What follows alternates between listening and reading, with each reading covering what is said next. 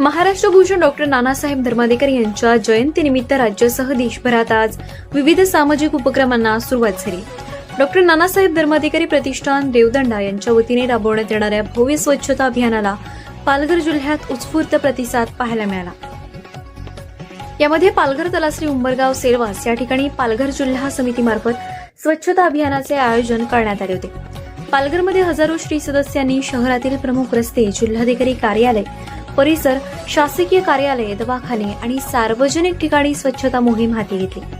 जिल्हाधिकारी इंदुराणी जाखर, आमदार राजेंद्र गावित, नगराध्यक्ष उत्तम भरत, शिवसेना जिल्हाप्रमुख कुंदन संखे, तालुका प्रमुख संजय चौधरी, नगरसेवक तसेच शेकडो श्री सदस्यांच्या उपस्थितीत या अभियानाची सुरुवात झाली.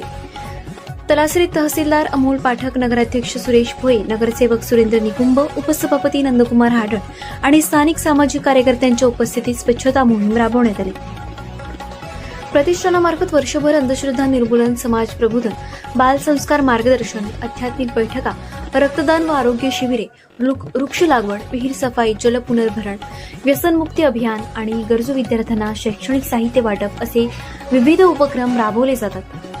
डॉक्टर धर्माधिकारी यांच्या कार्याची दखल घेत त्यांना रायगड मित्र पुरस्कार, महाराष्ट्र राज्य सांस्कृतिक पुरस्कार, श्री रामदास पुरस्कार, शिवसमर्थ पुरस्कार, महाराष्ट्र गौरव पुरस्कार, श्री संत ज्ञानेश्वर पुरस्कार आणि समाजभूषण पुरस्कार यांसारख्या सन्मानांनी गौरवण्यात आले. अध्यात्म आणि समाजसेवेचा संगम घडवत लाखो श्री सदस्यांच्या सहभागातून ही चळवळ समाजात सकारात्मक परिवर्तन घडवत असल्याचे चित्र आज पुन्हा एकदा पालघर जिल्ह्यात पाहायला मिळाले.